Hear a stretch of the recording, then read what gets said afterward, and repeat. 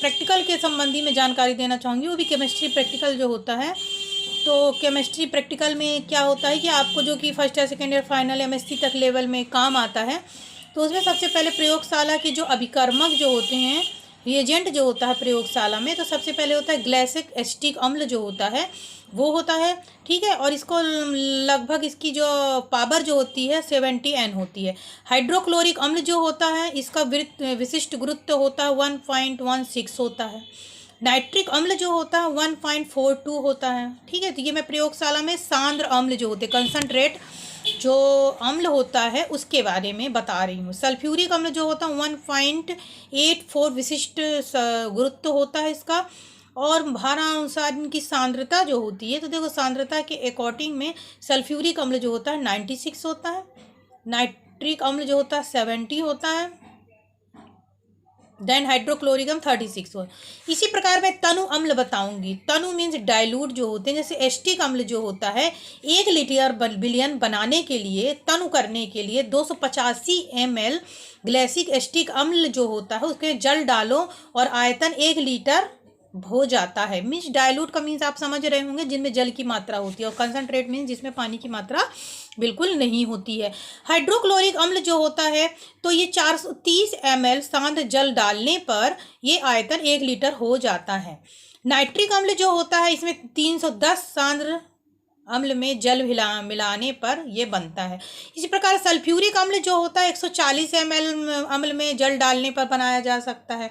तो ये क्लियर हुआ। इसके बाद क्षार जो होते हैं अमोनियम हाइड्रेट 340 ml को आसुत जल में मिलाकर 1 लीटर आयतन में बनाया जा सकता है। सोडियम हाइड्रोक्साइड जो होता है 220 ग्राम कास्टिक सोडा जल में घोलकर 1 लीटर आयतन बनाया जा सकता है, ठीक है। ऐसे अन्य विलयन कुछ होते हैं जैसे प्रयोगशाला, इसलिए मैं आपको बता दे रही हूँ कि प्रयोगशाला में या लैब में जो प्रयोग किए जाते हैं केमिकल्स उनके बारे में। इसके बाद आप देखेंगे अमोनियम एसीटेट जो होता है ये 233 ग्राम लवण को जल में घोल के 1 लीटर बना सकते हैं। अमोनियम कार्बोनेट जो होता है इसको 160 ग्राम पदार्थ को 140 ml सांद्र अमोनिया घोलने से प्राप्त किया जा सकता है।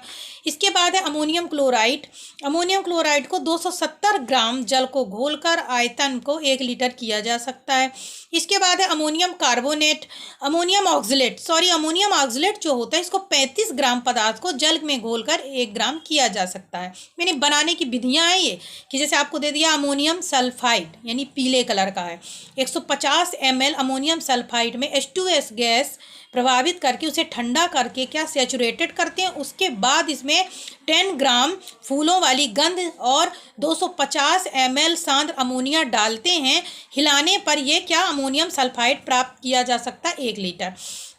इसके बाद अमोनियम थायोसाइनाइड है तो 38 ग्राम पदार्थ को जल में घोल करके 1 लीटर बनाया जा सकता है। फिर है अमोनियम मॉलिब्डेनम। अमोनियम मॉलिब्डेनम बनाने के लिए अमोनियम मॉलिब्डेनम जो है उसको बनाने के लिए 45 ग्राम पदार्थ को 40 ml एवं 60 ml जल में घोल करके 120 ग्राम अमोनिया को नाइट्रेट जल और तनु अम्ल बना सकते हैं। बेरियम क्लोराइड जो है इसको 61 ग्राम पदार्थ को 1 लीटर बनाया जा सकता है। कैल्शियम क्लोराइड जो है 55 ग्राम पदार्थ को जल में घोल करके 1 लीटर बनाया जा सकता है। इसके बाद मैं बताऊंगी आपको कोबाल्ट नाइट्रेट। कोबाल्ट नाइट्रेट को 44 ग्राम पदार्थ को जल में घोलकर 1 लीटर बनाया जा सकता है। कॉपर सल्फाइड जो होता है इसको 125 ग्राम को ml सांद्र H2SO मिश्रित जल में घोलकर 1 लीटर बना सकते हैं। फेरिक क्लोराइड बनाने के लिए 135 ग्राम पदार्थ को 20 ml सांद्र HCl में युक्त जल में घोल करके 1 लीटर बना सकते हैं। आयोडीन विलयन बनाने के लिए 12.7 ग्राम पदार्थ को 30 ml जल और 20 ग्राम पोटेशियम आयोडाइड के घोल में घोलकर 1 लीटर बना सकते हैं। इसके बाद लेड एसीटेट बनाने के लिए 95 ग्राम पदार्थ को जल में घोलकर 1 लीटर आयतन बना सकते हैं। मर्क्यूरी क्लोराइड बनाने के लिए 25 ग्राम पदार्थ को जल में घोलकर 1 लीटर आयतन बना सकते हैं। पोटेशियम क्रोमेट बनाने के लिए 32.5 ग्राम पदार्थ को जल में घोलकर 1 लीटर बनाया जा सकता है। पोटेशियम साइनाइड बनाने के लिए 32.5 ग्राम पदार्थ को जल में घोलकर इसको भी 1 लीटर बना सकते हैं। पोटेशियम फेरोसाइनाइड बनाने के लिए 55 ग्राम पदार्थ को लेकर जल में घोलेंगे तो 1 लीटर विलयन बनाया जाएगा। और वो मेजरिंग सिलेंडर से आप तो लीटर के अकॉर्डिंग जल को माप ही सकते हैं। पोटेशियम आयोडाइड बनाने के लिए यदि है तो 83 ग्राम पदार्थ को जल में घोल करके 1 लीटर आयतन बना सकते हैं। इसलिए मैं इसको इसलिए बता रही हूँ कि अगर प्रयोगशाला में बनाने की विधि रहे तो आपको मालूम होना चाहिए कि ये पदार्थ इतने ग्राम लेके 1 लीटर बनाया जा सकता है। पोटेशियम मैग्नेट परमैंगनेट बनाने के लिए 3.2 ग्राम पदार्थ को जल में घोल करके कांच की कीप के द्वारा इसको छानना जरूरी होता है। पोटेशियम परमैंगनेट KMnO4 को, क्योंकि इसमें अशुद्धियाँ ज़्यादा रह जाती हैं और साथ में इसको जल 3-4 दिन के बाद यूज भी कर लेना चाहिए, क्योंकि इसमें एक प्रकार की परत जम जाती है जिससे ये अनयूजफुल हो जाता है। पोटेशियम थायोसाइनाइड बनाने के लिए 49 ग्राम पदार्थ को जल में घोलकर 1 ग्राम बनाया जा सकता है। सिल्वर नाइट्रेट बनाने के लिए 17 ग्राम पदार्थ को जल में घोल करके 1 लीटर बना सकते हैं। डाई सोडियम हाइड्रोजन फॉस्फेट बनाने के लिए 120 ग्राम पदार्थ को जल में घोलकर 1 लीटर बनाते हैं। स्टेनस क्लोराइड बनाने के लिए 56 ग्राम पदार्थ को 10 ml सांद्र HCl के साथ घोलो फिर तनु करके 1 लीटर आता इसका आप बना सकते हैं। मतलब ये बनाने की जो विधि होती है वो मैं आपको बता रही हूँ एक एक स्टेप बाय स्टेप।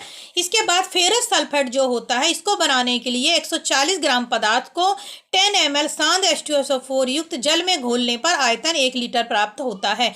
क्लोरीन जल बनाने के लिए 11 ml ब्रोमीन को 1 लीटर जल में घोलने पर Cl2 बॉन्ड H2O बन जाता है। डाई मेथिल ऑक्सिम बनाने के लिए 10 ग्राम पदार्थ को 1 लीटर रिफाइंड स्प्रिट में डालने पर प्राप्त होता है। डाईफेनिल एमीन बनाने के लिए डाईफेनिल अमीन मीन C6H5 2NH होता है। 0.5 ग्राम पदार्थ को 100 ml सांद्र H2SO4 में घोलते हैं, फिर 20 ml जल डाल के और 25 ml फास्फोरिक अम्ल डाल के इसको बनाया जा सकता है। इसी प्रकार क्या होते हैं कुछ इंडिकेटर जो होते हैं, विभिन्न प्रकार के सूचक या इंडिकेटर होते हैं, केमिस्ट्री का सभी क्लास के लिए उपयोगी है। फिनोप्थिलीन विलयन 5 ग्राम पदार्थ को 500 ml परिशोधित स्प्रिट और 500 ml जल में घोलने पर हिलाने पर आवश्यक रूप से इसे बिना के छाना जा सकता है। लिटमस विलयन बनाने के लिए नीला लिटमस है यदि तो 10 ग्राम ठोस को 100 ml जल में घोल के नीला लिटमस तैयार कर सकते हैं। लाल लिटमस तैयार करने के लिए उपयुक्त विलयन में कुछ बूंदें HCl की डाल के इस विलयन को रंग लाल हो जाए जब तक बनाते हैं। मेथिल ऑरेंज विलयन बनाने के लिए 1 ग्राम पदार्थ को 1000 ml जल में घोल के गर्म करने से प्राप्त करते हैं। मेथिल रेड विलयन बनाने के लिए 1 ग्राम पदार्थ को 500 ml एल्कोहल को जल में घोलकर प्राप्त किया जा सकता है। ठीक है, प्रकार आपको इनऑर्गेनिक कंपाउंड में यौगिक की विलेयता कैसे होती है, मतलब अकार्बनिक यौगिक की विलेयता या सॉल्युबिलिटी जो होती है। तो देखिए एसीटेट जो होता है, सिल्वर एसीटेट के अतिरिक्त सभी एसीटेट जल में घुलनशील होते हैं। कार्बोनेट सोडियम पोटेशियम और अमोनिया के कार्बोनेट के अतिरिक्त सभी कार्बोनेट अघुलनशील हैं। सल्फाइड जो होता है अविलय होता है। सल्फाइड जल में घुलनशील है, अन्य सल्फाइड अविलय होते हैं। नाइट्रेट समस्त नाइट्रेट जल में घुलनशील है, सिर्फ AgNO2 गर्म जल में घोला जाता है। नाइट्रेट समस्त नाइट्रेट जल में घुलनशील होता है। फिर आयोडीन जो होता है लेड Hg और Ag को आयोडीन जो होते हैं अघुलनशील है, जबकि आयोडीन जल में घुलनशील है। फिर बोरेट जो होता है बोरेट तनु HCl में घुलनशील होता है। ठीक है, इसके बाद आपको मैं बताऊंगी फ्लोराइड जो होता है पोटेशियम सोडियम सिल्वर और एल्यूमिनियम के फ्लोराइड में घुलनशील है, अन्य अघुलनशील होते हैं। ठीक है, इसके बाद आप विलयन अगर आपको जैसे तुलांकी व्याख्या होता है कि 1 लीटर विलयन बनाने के लिए विभिन्न पदार्थों के आवश्यक भार अणुभार और तुलांकी भार जानना जरूरी है। तो जैसे अमोनियम थायोसाइनाइड है तो इसका अणुभार होता है 76.10 तथा तुलांकी भार भी होता है 76.10। N/10 बनाने के लिए 7.6, N/20 बनाना है तो 3.805 ग्राम मात्रा लेनी होगी।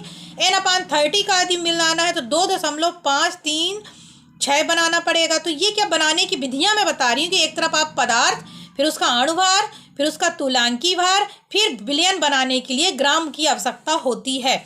जैसे ऑक्जेलिक अम्ल है तो ऑक्जेलिक अम्ल का सूत्र क्या होता है, C2H2CO4 2H2O होता है।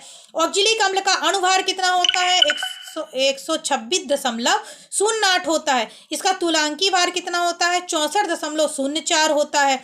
N/10 बनाने के लिए 9.304 ग्राम की आवश्यकता होगी। N/20 बनाने के लिए 3.12152 की आवश्यकता होगी। N/30 बनाने के लिए 2.10 की आवश्यकता होगी। पोटेशियम डायपरमैग्नेट बनाने के लिए देखिए KMnO4 जो कि आपके टाइट्रेशन में, देखिए अनुमापन क्या कहलाता है, टाइट्रेशन के अकॉर्डिंग ही मैं बना रही हूँ या बता रही हूँ। तो KMnO4 जो होता है 1.58.0 होता है। इसका तुलांकी भार हमेशा 31.60 होता है, आपको याद रखना हो, क्योंकि KMnO4 का आपका टाइट्रेशन है, अनुमापन है, तो 31.60 होता है। देन इसको N/20 में बनाने के 10 में बनाने के 3.16 ग्राम लेना पड़ेगा। N/20 में बनाने के लिए 1.580 ग्राम लेना होगा। N/30 का आधी बिलियन दे देता है तो 1.0533 बनाना होगा। इसी प्रकार आपको पोटेशियम कार्बोनेट का बिलियन बनाने के लिए पोटेशियम कार्बोनेट का अणुभार 194.19 होता है, तुलांकी भार 49.3 होता है। देन इसका N/10 में 4.903 होगा, N/20 में 2.41514 होगा। तो ये मैंने क्या बताया अभी आपको, बिलियन बनाने के लिए कितने ग्राम लेना है विलेयता के आधार पर। ये सब चीज़ें जो मैंने बताई हैं प्रैक्टिकल से रिलेटेड है, जो BSc first year, second year, third year, then MSc तक के लिए काम है। तो इसको आप सुन के नोट डाउन कर सकते हैं। Okay, thank you.